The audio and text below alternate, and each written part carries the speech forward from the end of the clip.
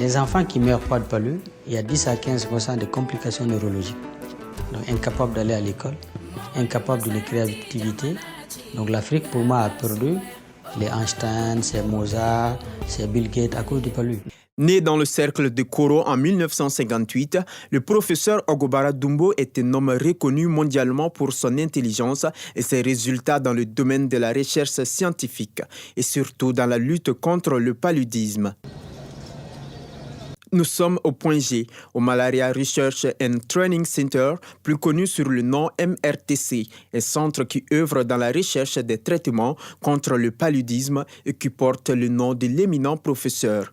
Ici, les souvenirs de cet homme brillant sont encore vifs. Je suis d'ailleurs l'un des premiers à avoir côtoyé le professeur Ogobara Dumbo, et à son âme. Je suis arrivé ici au DAP, d'abord ce qu'on appelle le département d'épidémiologie des affections parasitaires, qui est devenu par la suite le MRTC, que tout le monde connaît. Nous avons été reçus en même temps que le professeur Ogobara Dumbo, que ce même professeur Philippe Parang a déniché à Sélingué quand il était encore médecin-chef dans cette localité. Le jeune médecin d'alors est choisi par le professeur Rank pour le succéder grâce à sa polyvalence. Il l'a déniché par son intelligence, par la vivacité d'esprit. Donc, parce que lui, c'était vraiment un médecin de terrain. À Sélingué, il a été l'objet, c'est pas d'une grande prouesse là-bas. Les hernies, qui faisaient donc ravage dans ces temps-là là-bas. Donc, il a été vraiment le premier à pouvoir effectuer justement les opérations, la chirurgie justement de ces hernies-là. Dès ces instants, c'était en 88, jusqu'à sa mort, donc on était ensemble. C'est dire que vraiment c'est quelqu'un que j'ai beaucoup côtoyé, que j'ai beaucoup connu. À son actif, le professeur Dumbo a engrangé des distinctions dont les plus connues sont le prix Mérieux en 2007, le prix international de l'ICERM en 2013 qui est décerné pour témoigner la carrière des personnalités scientifiques internationales et particulièrement éminentes. Même après son décès, il continue de faire respecter le Mali dans le domaine de la recherche scientifique. En 2019, le ministre m'a envoyé au Bénin donc pour participer à la conférence régionale sur la santé. Donc voilà, c'est l'occasion justement de faire le point sur les résultats scientifiques de tous les chercheurs de la sous-région.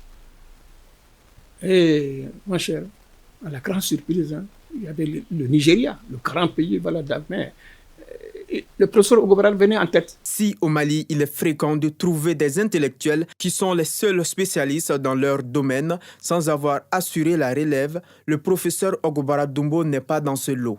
Ses étudiants sont aujourd'hui parmi les élites de la recherche scientifique et mènent avec brio les recherches. Pour que nous acceptons aujourd'hui suivre ces pas, c'est que nous avons été réellement formatés par ce maître.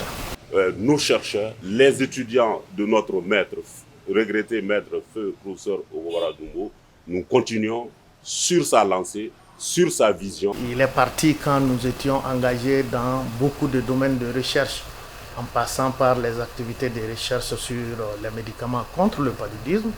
Certains sont déjà sur le marché, tels que le Coartem qu'on utilise aujourd'hui dans le traitement du paludisme simple, l'Azac que nous utilisons aujourd'hui dans le traitement du paludisme simple, et beaucoup d'autres antipaludiques qui sont en cours de développement. Et je peux vous dire que sur le plan de la recherche biomédicale au Mali, ce centre est autonome. Nous faisons de la recherche fondamentale jusqu'à la recherche appliquée et nos résultats sont mis à la disposition du ministère de la Santé, notamment le programme national de lutte contre le paludisme.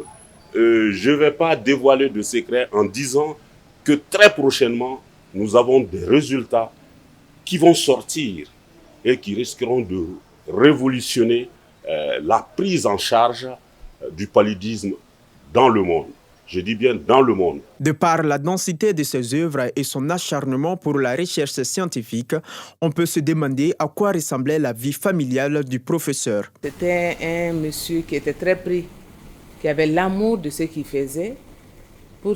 Dans cet amour, il y avait l'amour de la famille.